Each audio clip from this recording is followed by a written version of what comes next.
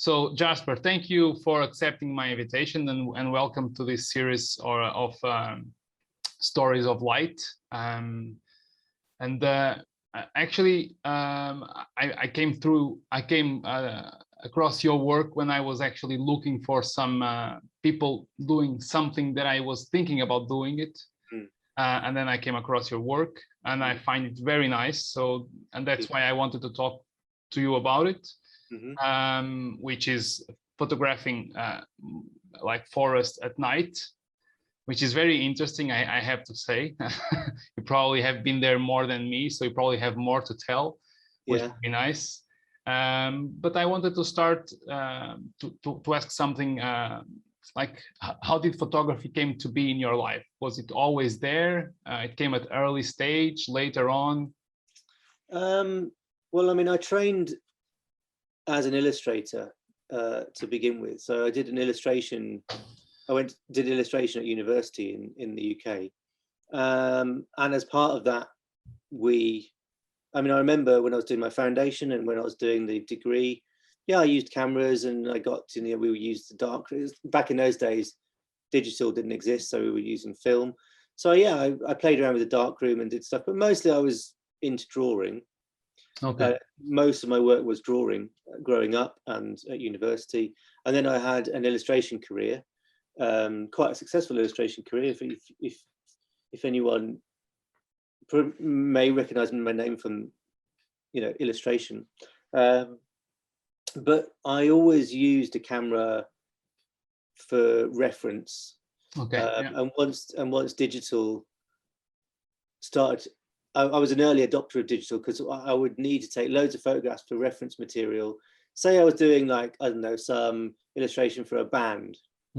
I needed maybe lots of shots of the band or whatever. I was always just going to, develop film at the chemist, and it was just like, just tons and tons and tons of stuff. And I'd only ever need one of them.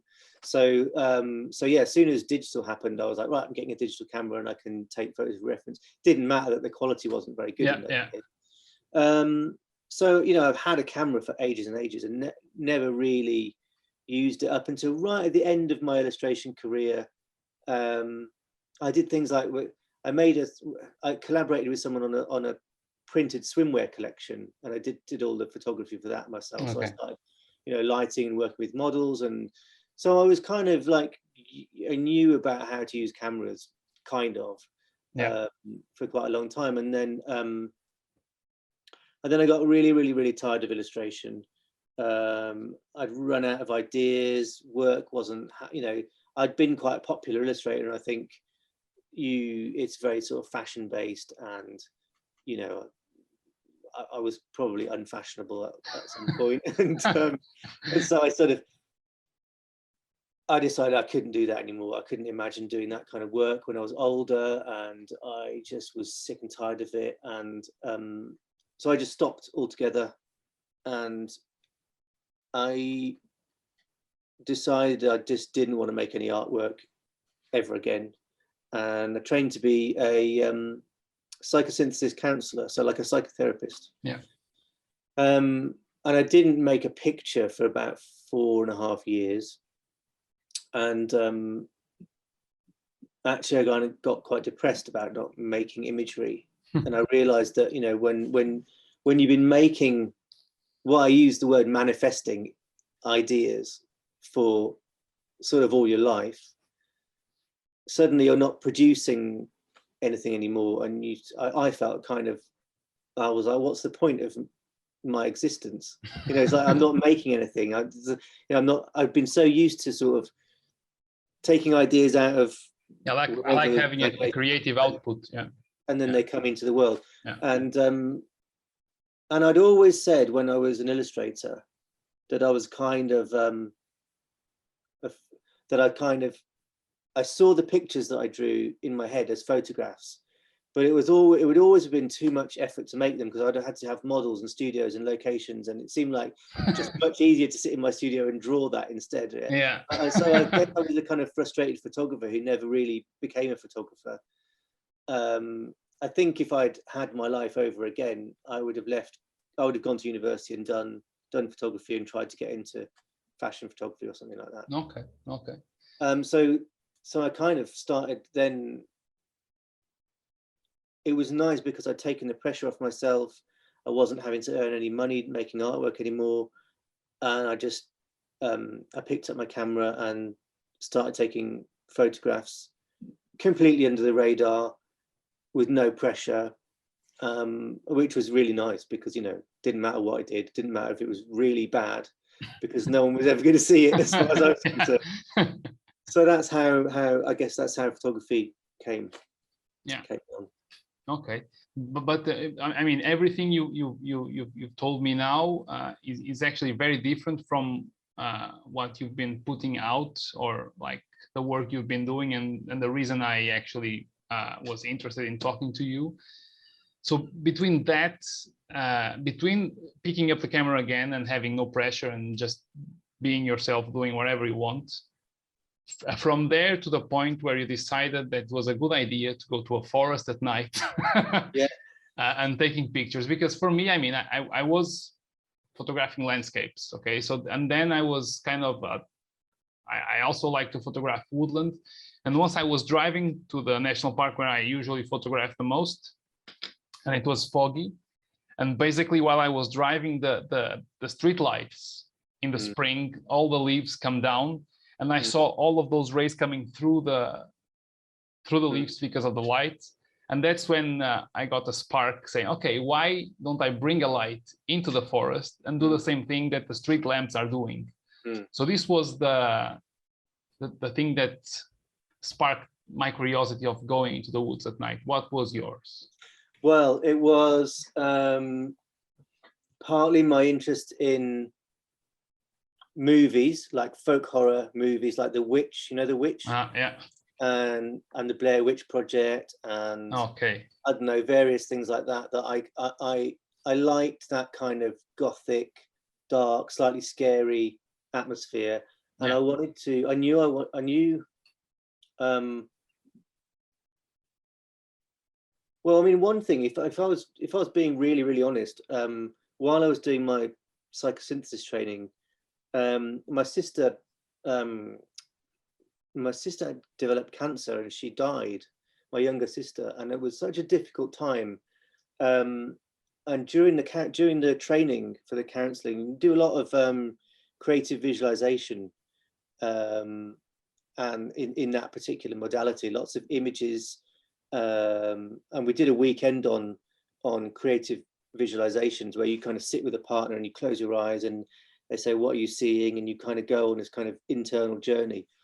And at that point, my sister was very, very ill and it was really a nightmare and I wanted to get away. And I just saw this picture of this dark forest, you know, really dense pine forest. And I wanted to go and sleep under the pines and just get away from everything, you know, get away from people, the relationship that I had with my sister, and everything. And I think that was that just sort of sat there in the back of my head, and I had this image of this sort of dark wood.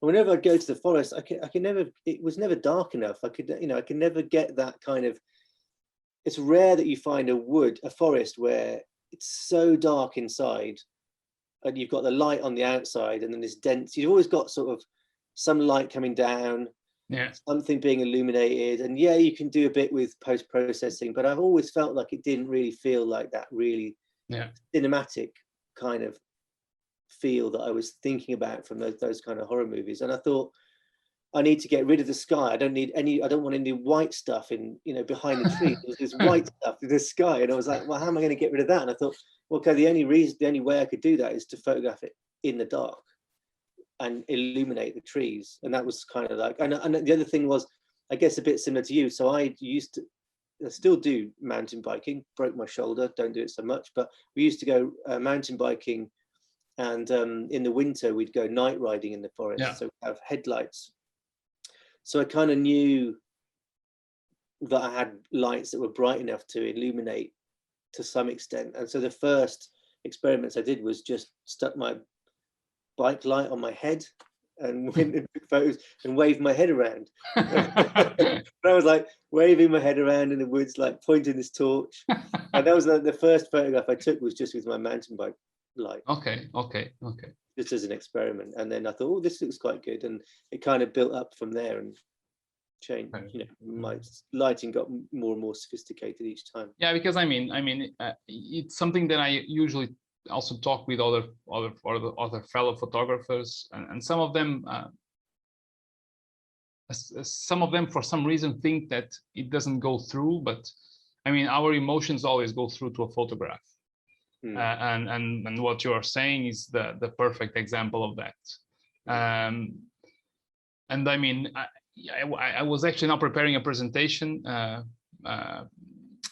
for a festival, and I was looking at my catalog, and I also had a few bumps. So, and those bumps really, I mean, the images in certain periods are darker than in other periods. So nowadays, it's usually brighter than previously, and I mean, it's very interesting, like our lives and our experiences really, I mean, pass to the final product of a photograph. It's very interesting. I really believe that, and I think my experience from, you know, having the exhibition in London and actually speaking with people who came and looked at my work, something does come out of the photographs, and certain people were, it was as if they read my mind, you know, the things they were saying to me were like, wow, this is exactly what I think. And it was like so good to hear that, because, you know, they were talking my language, and it was like, gosh. Yeah, I mean, it's good when that happens, because if you want to send that message, and when that message goes through, perfect. Yeah. Which is not easy at all. So let's take a look. Definitely. I mean, I know that when I'm making the photographs, there is a kind of, I mean, there's something I think that's quite interesting about being in the forest on your own, and it's something I write quite a lot about, you know, on my website, and when people interview me, there is something, you know, your senses are really on high alert. It doesn't matter if you're the most rational, confident person. When you're in the dark in the woods, there's a sort of primal force that takes over you. You know, it's something that's inbuilt into humans. Look, goosebumps. Immediately, you are talking and I have goosebumps. Yeah, exactly. It's that. It's like that feeling, that goosebumpy feeling is like, and I sometimes even kind of cultivate that in my mind. You know, that sort of sense of like, I'm lost in the forest, I'm on my own, oh my God, you know, I want that sort of, to some extent, I want that to come through. I want beauty to come through as well. Like I want my love of the forest to come through as well. But there is also a sort of reverence. I suppose I use the word reverence because that's a sort of combination of love and fear, right? It's like reverence. Yeah, it's a very strange feeling. We'll go back to that in a bit. So now we are seeing one of your first images that you sent me, and you call it Burned Place. Burned Place, yeah. And one thing I notice in almost all of your images is that everything, because usually in the forest we have kind of, I mean, it's kind of chaotic in some cases. And I know that lighting up things at night helps reduce that chaos a little bit. Massively, yeah. But your images in general are extremely clean. Yeah. I mean, everything is clean. Do you do this do you avoid messy things for some reason? Do you prefer stuff like this? There is, I mean, obviously you prefer, but do you avoid something more chaotic for some special reason, or not? And if you want to talk to us a little bit about this image, it would be great. I think I do enjoy structure, and I do enjoy uniformity to some extent. Yeah. I enjoy the kind of, I mean, maybe it's the wrong word, but the sort of architectural nature of some of my photographs. So obviously there's lots and lots and lots of verticals, and that appeals to me. I sort of look for pattern, I suppose, and I don't like it when there's too many colors. I don't like it when there's, I like it when there's kind of, maybe, I mean, there's another one that you might look at, which is the row of cedars and then that feels very uniform as well, Yeah. which is just, so I think, yeah, that's definitely something that I look for, and I tend to.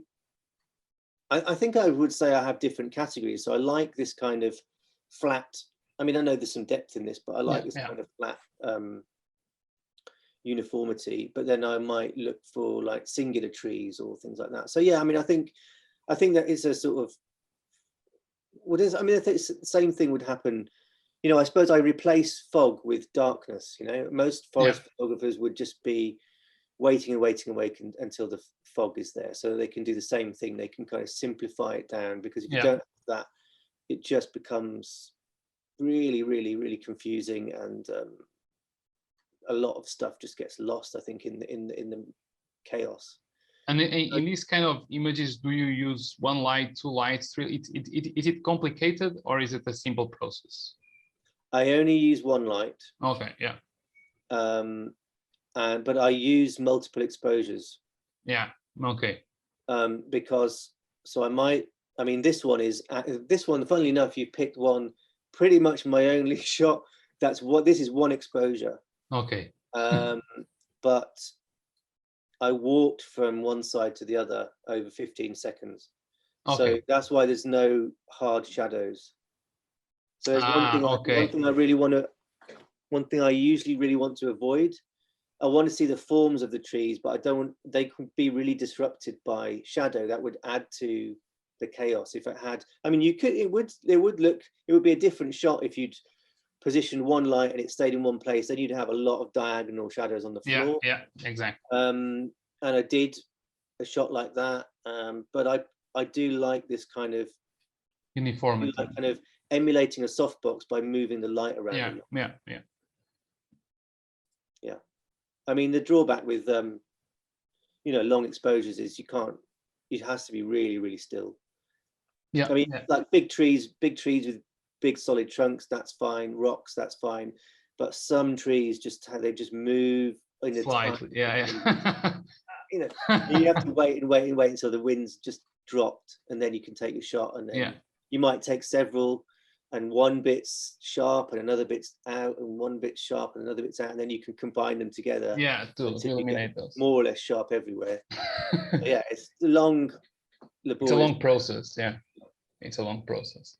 So getting back to how you feel when you go out at night.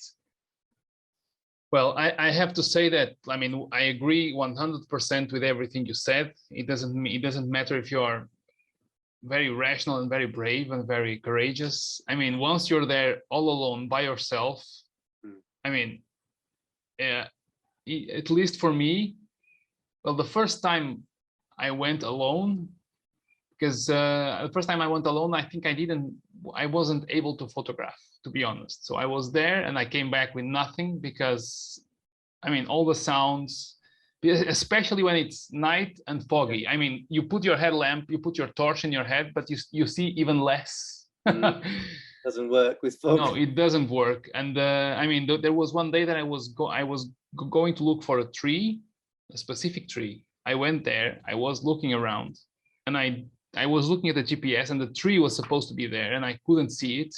And I thought, okay, maybe I'm complete. I mean, I just went back to the car. But a few days later, I went back, and unfortunately, the tree has been cut down. Okay. So it was not me that was completely off and couldn't find the tree. So I was actually looking at her, but she was chopped off, basically, which is unfortunate, but yeah, it happened.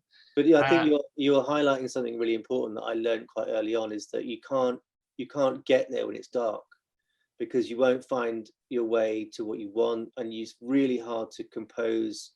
Yeah.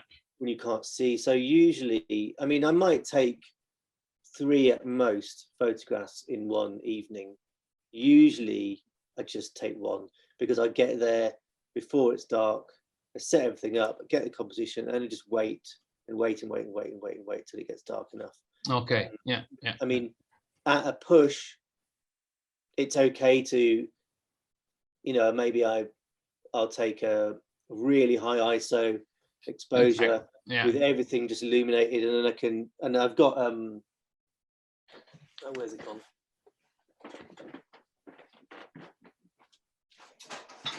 I noticed we've got the same tripod, but I've got a 3-way geared head, yeah. and this changed everything, because you go, it's dark, and you take an exposure, and it's like, oh, we need to move it up a few centimeters or whatever, and you can just turn. Yeah, if it's a ball head, it's like all. The ball head, yeah. it goes everywhere, and it was like, no, I got rid of my ball head, and it's completely different. But I mean, even just finding but I tell you, there's something that's actually really interesting.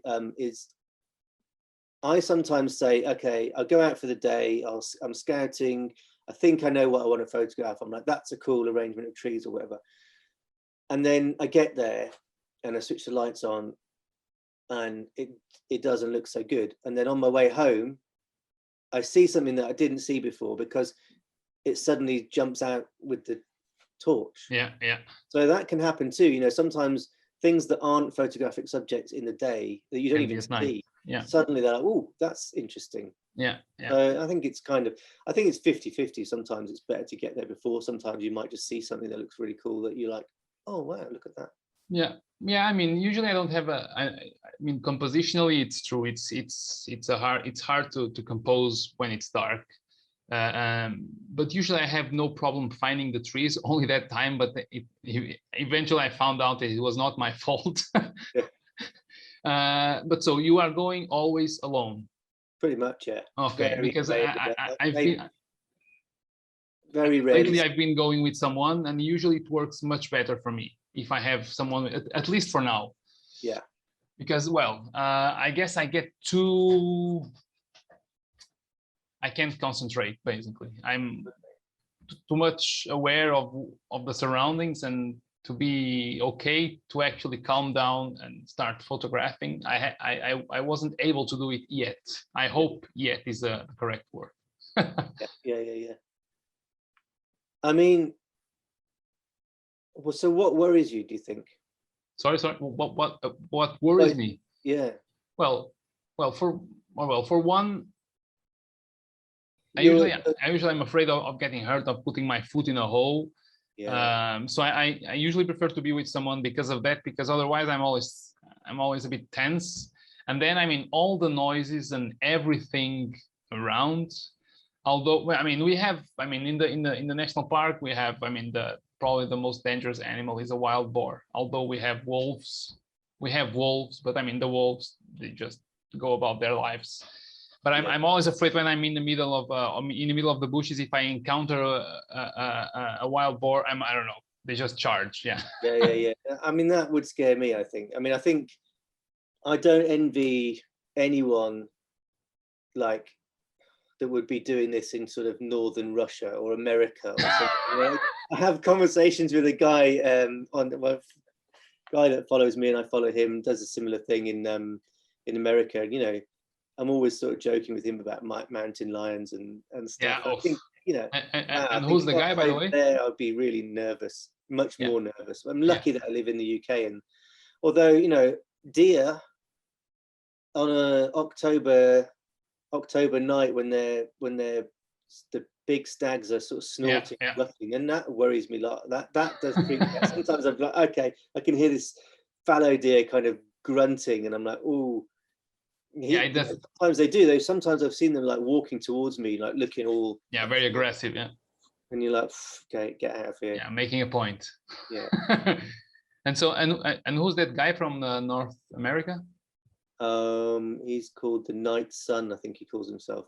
Okay, Night Sun. I have to check him out. He mostly photographs like rocks and stuff, because he's they have cool rock formations. Yeah. And then you have something very different, which is this. I guess you do this in the studio. Yeah. And I mean, this is very. I mean, you take a lot of time to prepare this, I guess. Yeah, long time, hours and hours. I mean, so you got to go and pick all the stuff first, and some of them, depending on what season I'm making these, sometimes I have to go out early in the morning, gather everything I need, get back to the studio, build the thing over like 2 or 3 hours, shoot it straight away. So everything has to happen in one day, because then otherwise the plants will just wilt and everything. So yeah, these I guess, like, you know, I think they kind of carry the same atmosphere, and they come from this kind of memories of visiting like natural history museums, really dark, you know, when they have stuffed animals and then they build these dioramas, and I mean childhood memories of kind of going to natural history museums and it being kind of this really hushed. Yeah, because this has a naturalist feel to it. Yeah, I mean, it's sort of playing on Victorian diorama and that kind of specimen collecting and that kind of thing. And I want to. So all of these images, each still life actually is collected from the same forest, pretty much the same square kilometer, more or less, and just different seasons. And I want to kind of create a sort of, in the same way that I suppose like a Zen garden, or a you know, bonsai tree is a kind of like little what's the word, condensation? No, I don't know what the right word would be. A little kind of you know, like self-sustainable environment. So yeah, it's like a little portrait of an environment. Okay, I get it.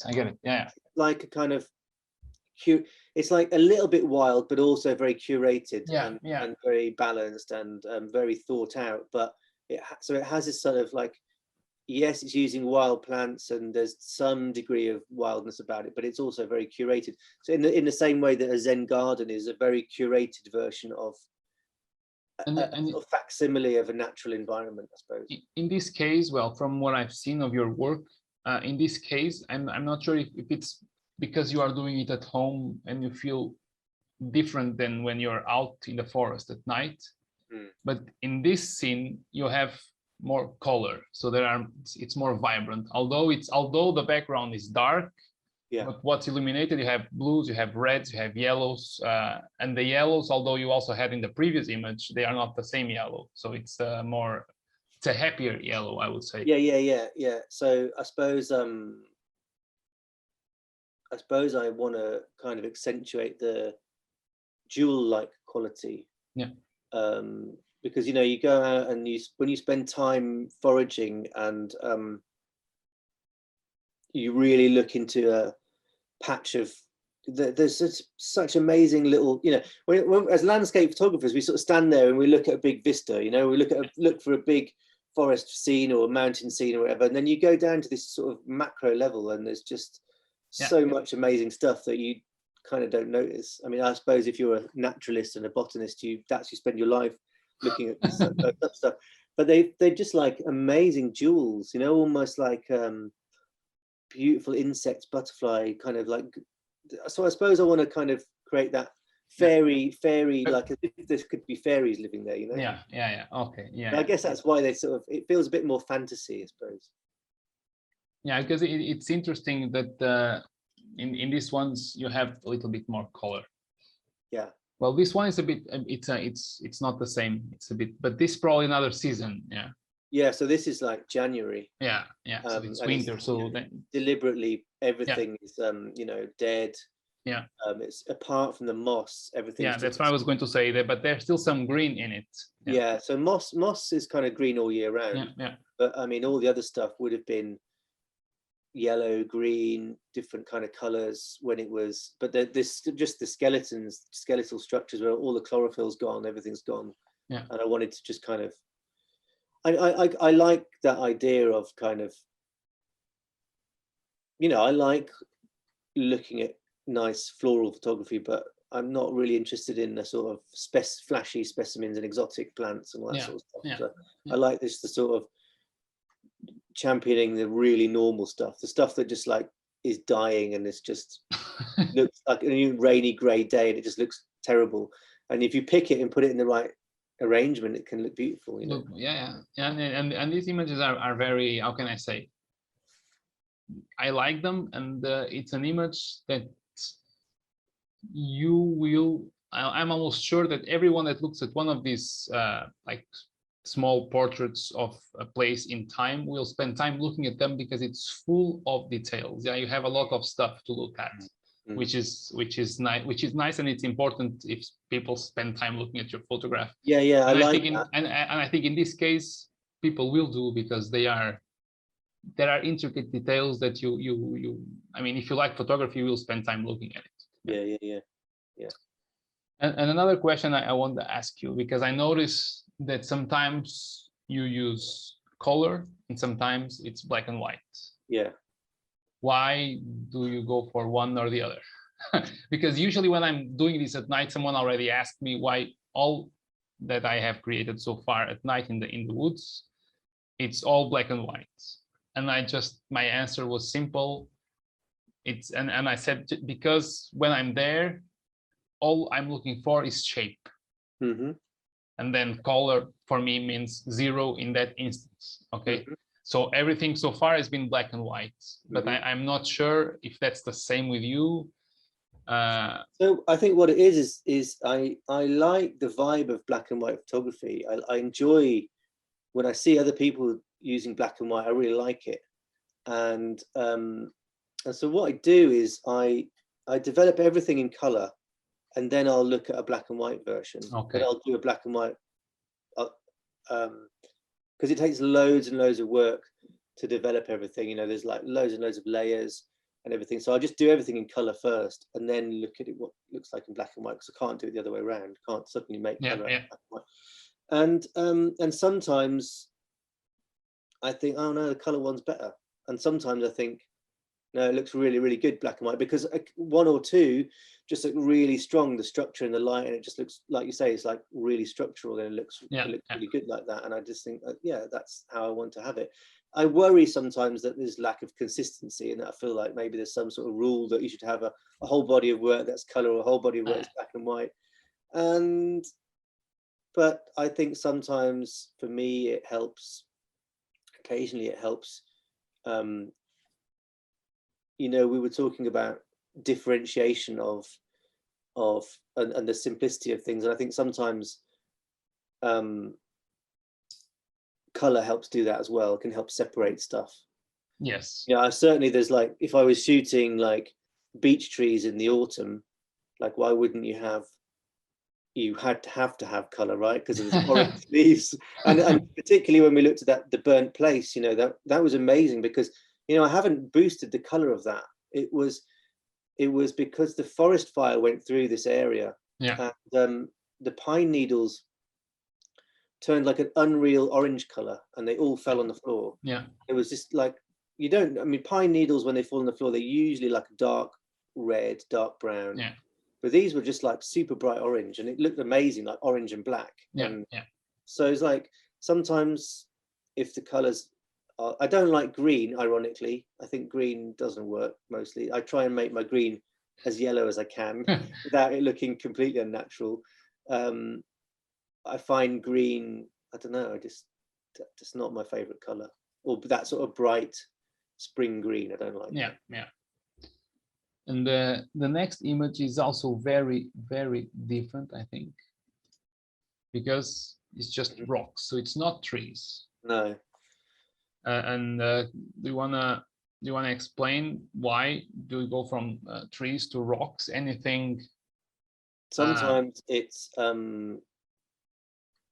I mean, I think one of the things I'm interested in is some kind of articulation of loneliness or remoteness. Okay. And it doesn't need to be trees for that. I do like the idea of being on, I mean, I quite like the idea of, I haven't done it yet, but I do intend to photograph almost nothing but grass on a moorland, just like maybe some fog in the background or something. But that idea of like standing, you know, you've wandered off and you're in the middle of in the middle of a moorland somewhere, and there's nothing there, and you know, you're on your own. And I suppose so in terms of the you know, the meaning or the atmosphere, I'm interested in wild places that don't have to be trees necessarily. And actually, when it's a rock, I think you even the idea of loneliness and darkness, it can be even I mean, higher, because at least for me, I mean, it sounds more lonely when you're not something that's alive. So it's a rock. Yeah, right. Yeah, yeah. And the tree, well, I used to say that some trees are my friends. Yeah. So when I'm close to a tree, yeah, you are alone. Yeah, if you are gonna be dead straight, you're alone. But for me, it's not the same being close to a tree or close to a rock. Right. Yeah. Okay. Okay. Yeah. And so I guess rocks would support that argument even better than a tree, in my opinion. And then there's another thing which is purely practical, in that sometimes it's windy. Sometimes it's windy and I want to take photographs and I'm like, oh, it's just been windy for a month. And if I don't photograph a rock, I'm never going to take another photograph. So, you know, rocks don't move. That's the good thing about rocks. They stay still. Okay. So, you know, so another thing I'm interested in, which I haven't done because I meant to do it, like I was, before lockdown happened in the UK, I was like, I had so many plans for this place and this place and this place. And then I couldn't go. But I'm interested in like coastland as well. Because I like this kind of idea of being on the edge of something. So sort of, there's a feeling in quite a few of my photographs where you're on the edge of the forest and then inside is another world. Like the burnt place you showed, it's like there's a sort of wall of trees and then you could go in there and what would it be like inside? And then I like this idea of standing on the edge of the sea and then there's just a kind of nothing, black void or whatever. As well as it being dark, you know, there's just the sea in front of you. And when I was when it was in lockdown, actually, I mean, there's a section on my website which is called Coast Road, and so where I live in Brighton on the south coast, we have these chalk cliffs, and then there's the thing called the Undercliff Walk, which is just this kind of concrete sea defences. And I like the idea that this kind of edge, you know, there's some railings and there's an edge and then there's this just the sea. And so I started doing that, and I felt that there was for me there was like the same feeling of that idea of, you know, slight sense of danger, slight sense of trepidation. I can relate to that, but I will say that at least for me, and this doesn't come from photography, because I don't know if you know, but my academic background is biology, so I studied biology for a long time, but then I also stopped and just dedicated myself to photography. And I was a marine biologist, so I had sometimes to work at night in low tide in many beaches from, I mean, north of Scotland to the north of Spain, and especially in the north of Spain, when you go down the cliffs in a new moon, and then you turn off your torch. I mean, it's pitch black, and the sound is just the waves rolling in. Yeah. And yes, there is that kind of sense of loneliness and fear, but I'm not sure if it's because I live by the sea or if it's because I have a much close relation with the sea, that I feel much more comfortable and much more at ease when I'm by the coast, when compared to the woods. Or it can be because usually the coast is closer to help than a forest. Not really sure what's going on here, but I think there's something else. I think it's not just darkness that's kind of this primordial fear. I think that there's something about when there's a forest, even in the daytime, you can't see more than 10 feet ahead of you or whatever, because there's so many trees there. And I do think it's like a kind of, you know, fear of spiders or fear of snakes. It's like it's some sort of biologically inbuilt or you know, something kind of through generations that might be poisonous. And the woods would have wild boars and bears and wolves and all kinds of things in them, right? Especially, you know, in prehistoric times, it would have been really dangerous stuff in the forest. And you can't see what's coming. That's exactly the thing. That's I think that's the difference. It's like, at least if you're on a beach and your torchlight reaches far enough, you could see, you know, 20 meters maybe. but in a wood there just could be something right behind. Yeah, and I mean, unless you're in Australia and the saltwater crocodile can jump off, I mean, what can come out of the water? Yeah, well, yeah, that's true. Yeah, that's true. Yeah. Yeah, I just remember when I was in northeastern Australia, when I was walking by the beach, and then I had to step out because there was a sign saying "Don't walk by the water, danger, saltwater crocodiles." And I said, "Jesus, not." There's a lot of dangerous things. Okay, so yeah, I mean, it's true what you said as well, because yeah, your horizon is further away, so you can see further, you can anticipate more what's coming when compared to when you're in the woods. Yeah, so it's different. So I think I would be okay photographing at night by the beach, no problem. But at night in the woods, I mean, it's a different story, and it's I think it's more interesting, I would say. Yeah, but well, more to come. Yeah, no, I do. I still have to take a deep breath, and I still have to say. I always say this thing. I say, I'm on my way, and I say, this is my work. This is my work. This is what I've got to do. You know, because quite a lot of the time I just want to. Yeah, I don't really want to be there and turn around. I think it'd be much easier to stay at home. You know, it's like, yes, exactly. Yeah, it's I know the dark, feeling. cold. It's a bit scary, but this is what I do. So yeah.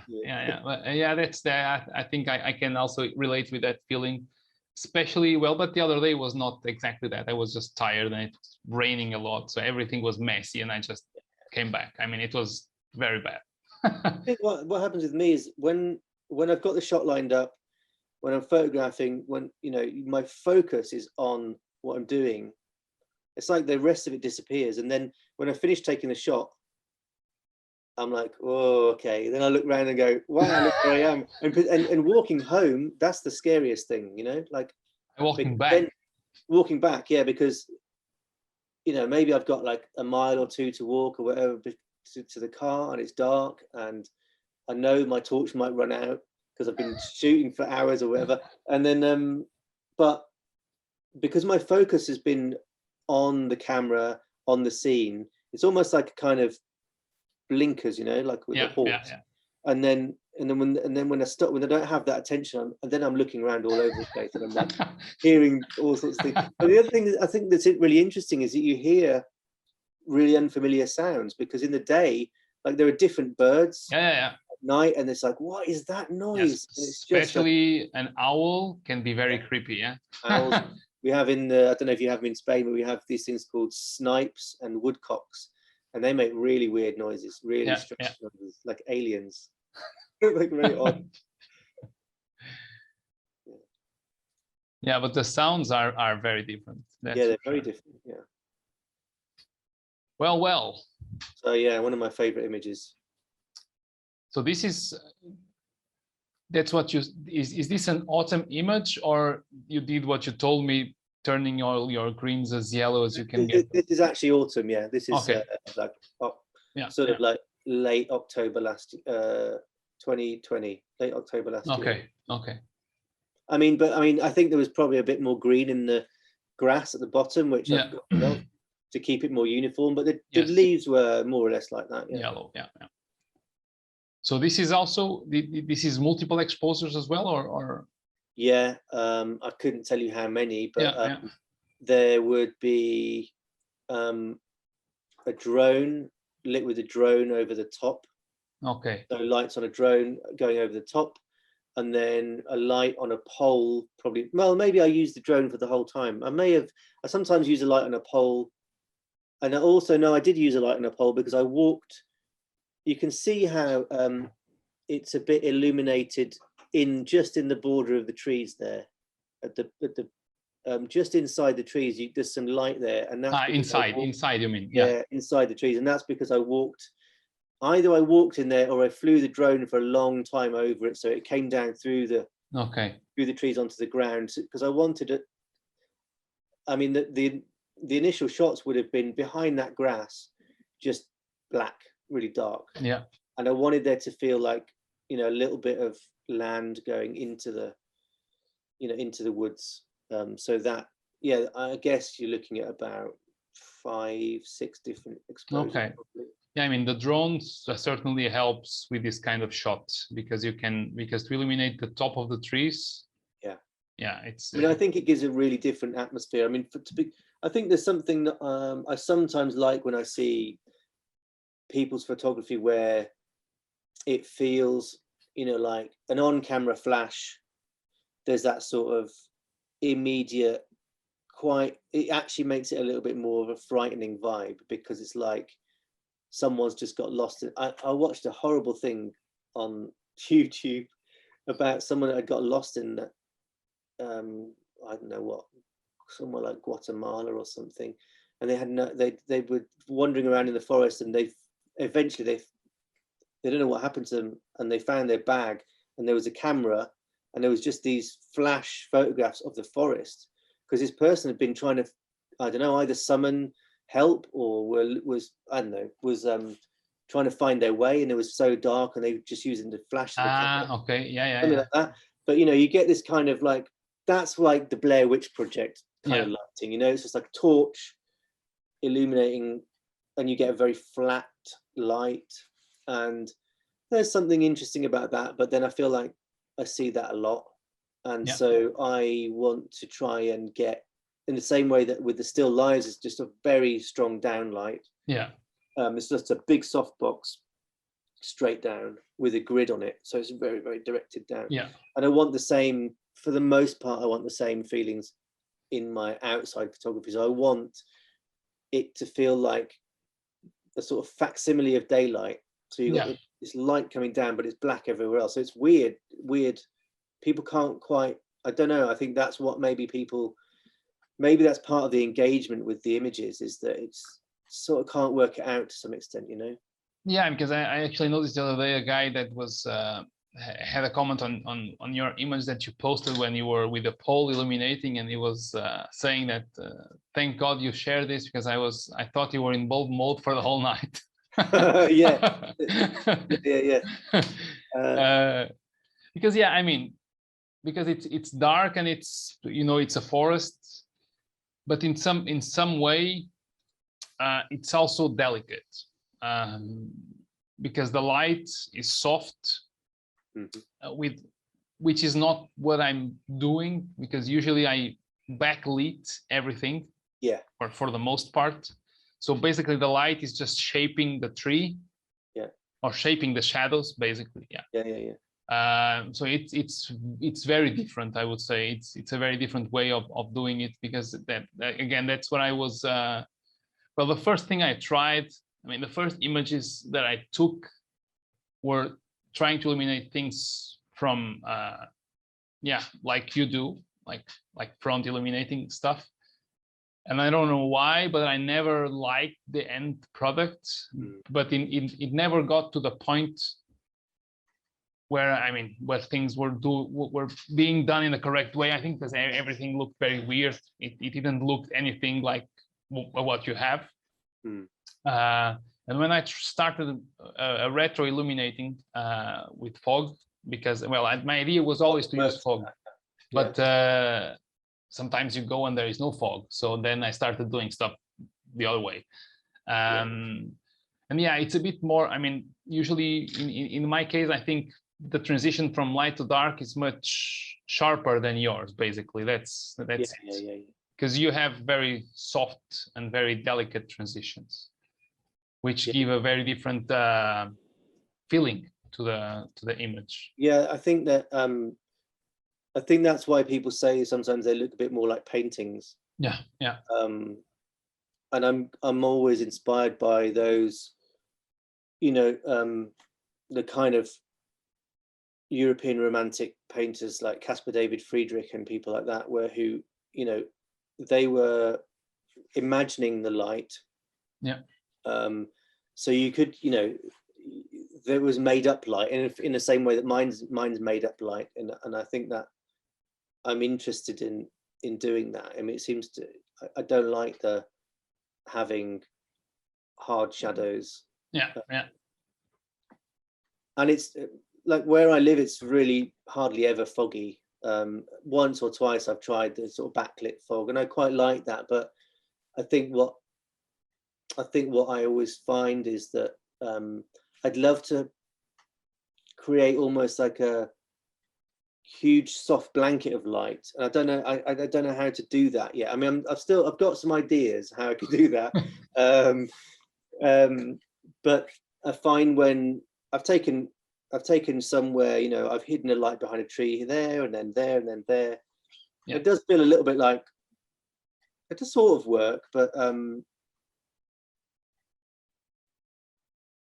yeah, I don't know. I'm still interested in doing that occasionally, but I just never. Same with you. I've never really quite liked the results. Yeah, when I do it that way. We're the opposite. yeah. Exactly. Yeah. And I mean, I really like this photograph. Yeah, it's very nice. Well, when I've seen this image, I've tried to make something similar with the tree that I told you that was ripped off. Yeah. So that's where I went. But in any case, it wouldn't work because behind that tree was full of pines. So it would be very strange. So this is probably one of the most technical photographs I've ever taken and required the most planning.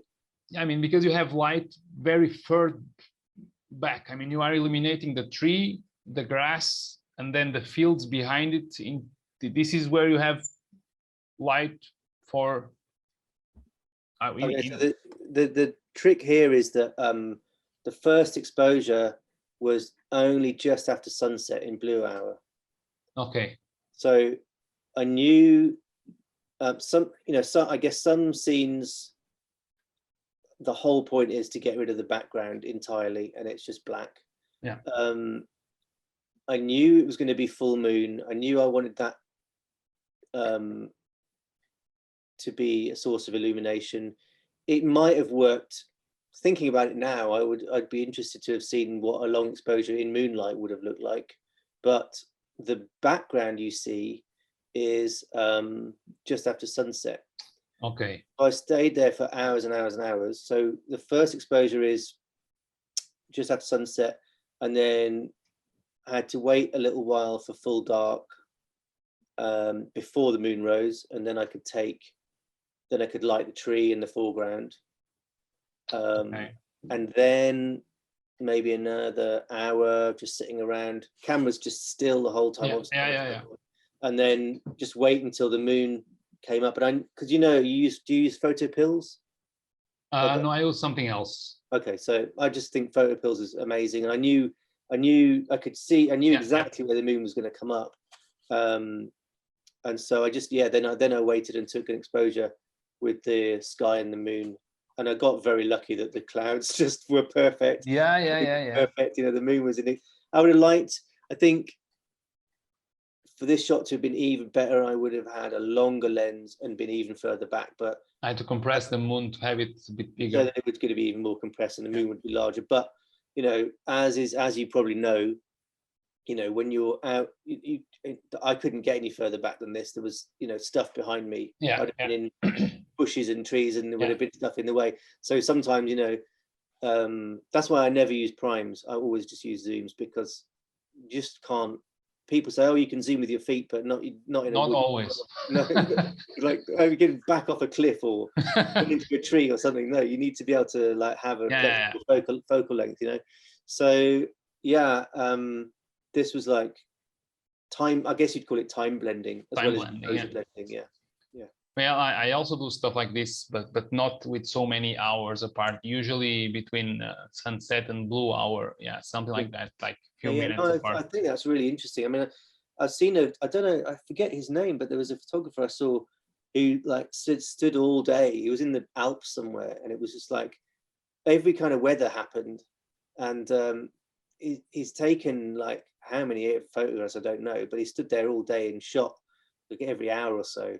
And then the final result is this unbelievable composite of kind of all sorts of stuff, from like fog in some places and rain and different thunder. I think that's a really interesting way to work. Yeah, I mean, because what I usually say when I'm teaching workshops and I talk about time blending, I think it's for the most part when you are sitting, I mean, looking at the landscape for maybe 1 or 2 hours, and sometimes people set their tripod and wait for sunset for a long time, and sunset comes. And then after sunset, you have the blue hour with the colors in the sky and everything. And then you have one picture from one of those moments. Mm. But I mean, the image that you take back on your mind, Yeah. it's not one moment. It's, I mean, it's a mix of all of the experience you had while you were there. So you saw the sun going down, you saw the light in the mountain at the end of the day, and then you saw the clouds getting the color. Yeah. And I mean, the picture you take back, at least for me, it's the whole thing. I agree. So if you can blend them together and bring it back with you, and then, yeah, I think it makes much sense in some circumstances than just having one shot. Yeah. And I mean, in this case, to have all of that background illuminated, you use the blue hour, which is smart, because otherwise you had to fly the drone everywhere. I mean, and then it wouldn't work, because then you would have the drone in the shot. Yeah. You know, the use. I think shooting at night, you become really, really aware of the inverse square law, where, you know, the fall off of light is so dramatic that you actually have to fly the drone quite, you know, quite close to the subject. Yeah. Otherwise, just like the light is so weak by the time it's. Yeah. Otherwise, you would have the drone flying in the shot. Yeah. It's not possible to have it so high. Yeah.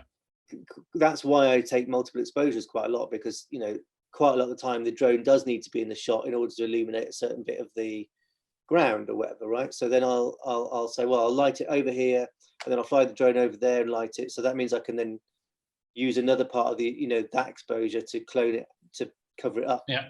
Quite a lot of the time, yeah. If you were to look at the raw files, there's like drone flying all over the place in a lot of things, or there's light here or light there or whatever. So then you can like get rid of it. Yeah. So it's just about carefully positioning the drone in certain places. Yeah. So there's a lot of post-processing to get all done. So it's a lot of, because you spend a lot of hours in the field and then hours in the computer.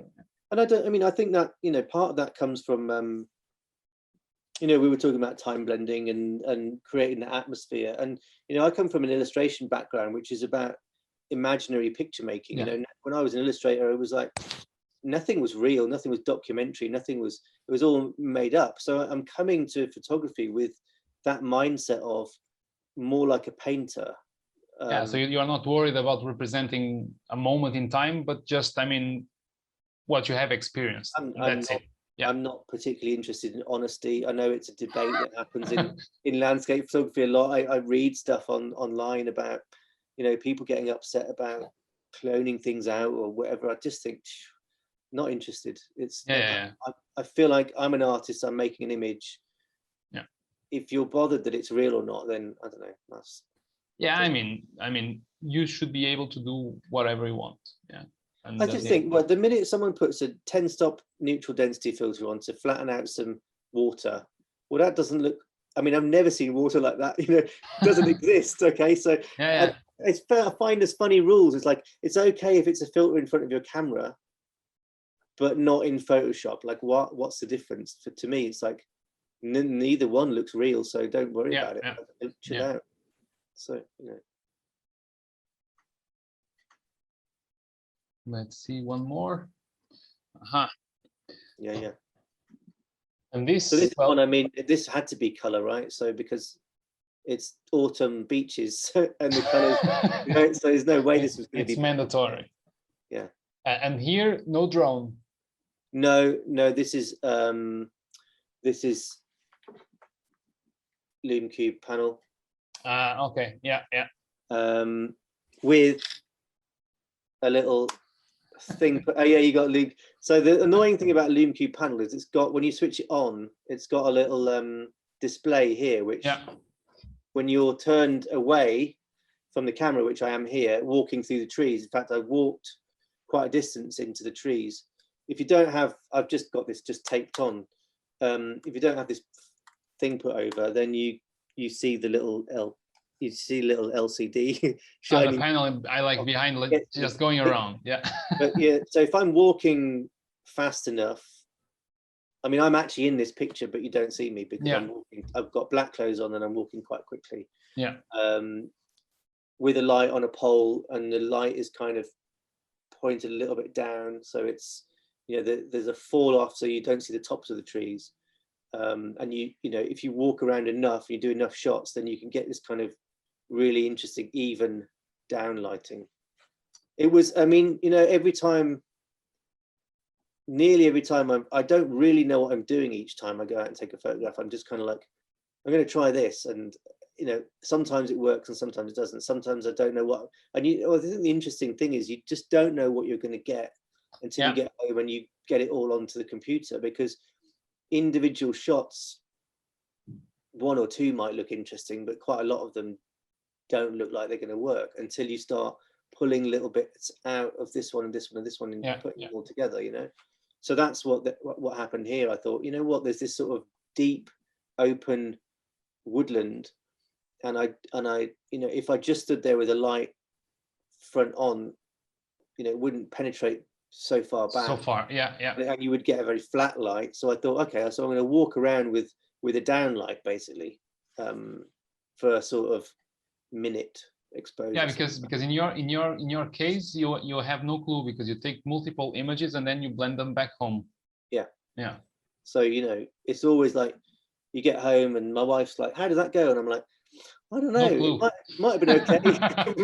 I think I might have got something interesting. And then, you know, there's been times, like really awful times still, that I forgot to focus or something, and I didn't check the focus, and I spent an hour taking a photograph to get home. Everything's soft, and I'm like, what was I doing? I forgot to focus it.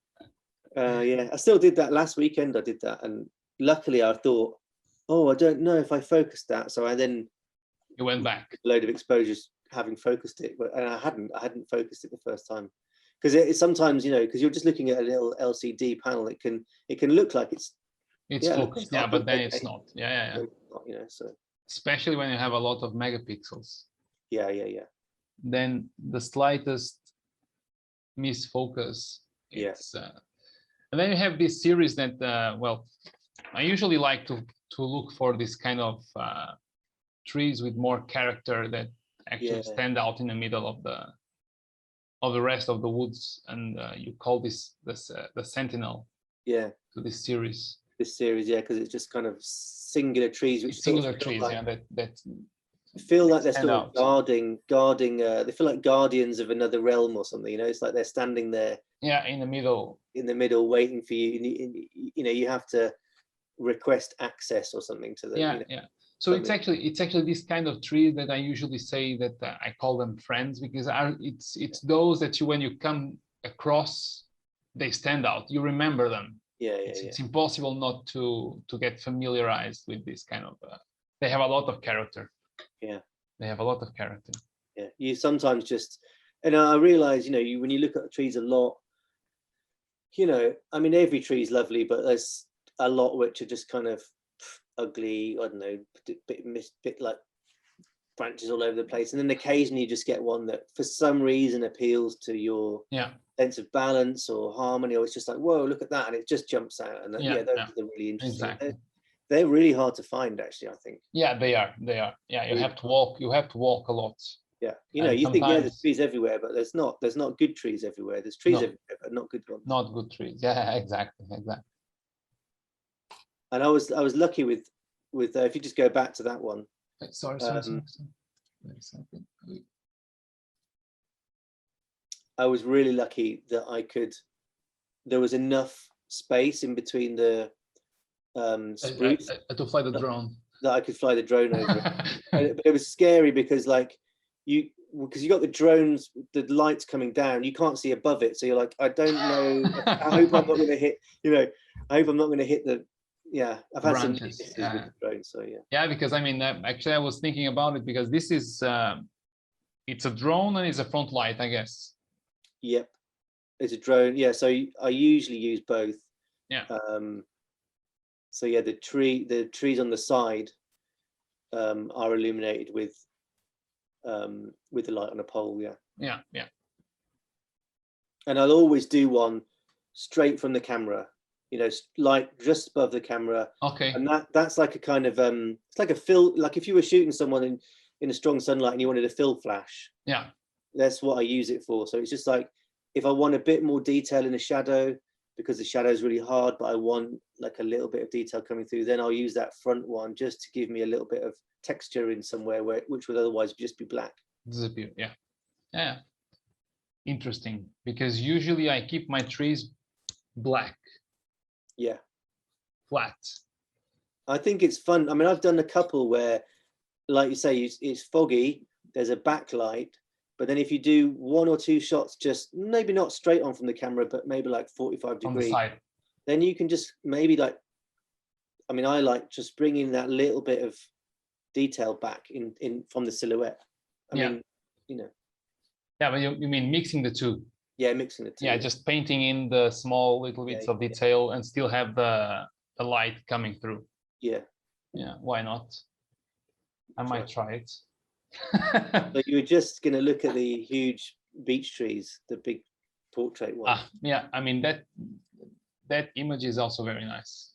Yeah. This is also from the same series as the one that you said that was the most technical image you've done. So it's the Twilight Path or not? Yeah, because I think those, I mean, I don't really know why I separate them, but I tend to use ones that I've got the moonlight in. I sort of put it in that series because it feels like more twilighty or fairy tale-y or something like that. So and in this one there is no light, there is no color, I mean, because there are no leaves. No, this was midwinter. Okay. And that's why you opted for going with a black and white? Yeah, partly. I think that it worked really well with the partly, I suppose, because it feels really moonlighty to have black and white. You know, there's a lot less color under moonlight.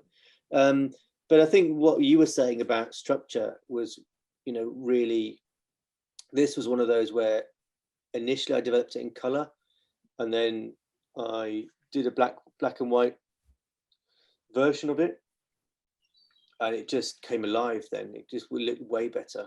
It was just like, wow, that. Yeah, because here the trees seem to have a bit more shadows than you usually have. Yeah. And then the structure comes out a little bit more. Yeah, there is a bit more depth to the individual trees, I would say. Yeah, I mean, I kind of gradually learned how far behind a tree I need to stand to just get this nice sort of side lighting coming in, you know, just to give it a really three-dimensional rim light, I suppose, you know, if you were talking portraiture. Yeah. And of course there are other exposures, and what I'll do is so there are more front-on exposures, and I think what happens is I'll be building something out of layers, and then as an experiment I start switching layers off. And it's like, so there probably at some point was more detail, particularly in that foreground tree on the right. Okay. And I would have then switched the layer off, and suddenly it was like, whoa, that looks like something out of a Tim Burton movie.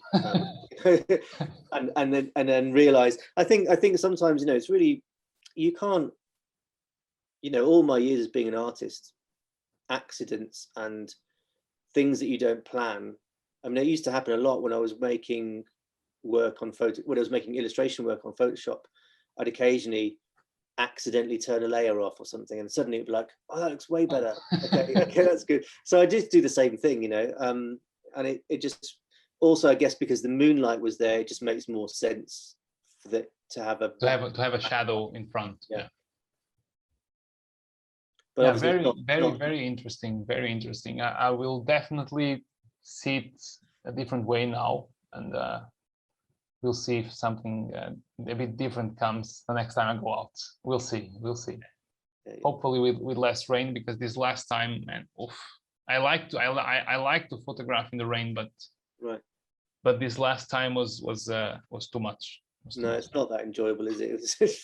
No, I mean, I've been scouting the whole day in the mountains, and then I went for dinner. Then a friend joined me to go up to photograph at night. I was so tired, and then there was rain, and I mean, I was with tired and rain. It didn't work.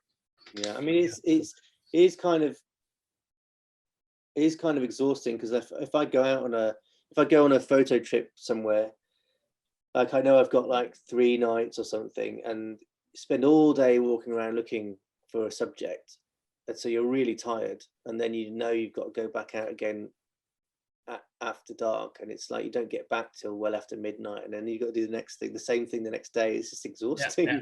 Like no, if it's too many days in a row, it doesn't work. It's just because I was there, and well, it was going to be foggy at night, so I talked to him, but then it didn't work. It didn't work. Well, it is what it is. Yeah. Jasper, thank you very much for Okay. taking your time to speak with me and to everyone that's watching now. It was a pleasure. Oh, really good. Thank you very much. No, thank you. Thanks for asking me. It was really good. No worries. Bye-bye. Bye.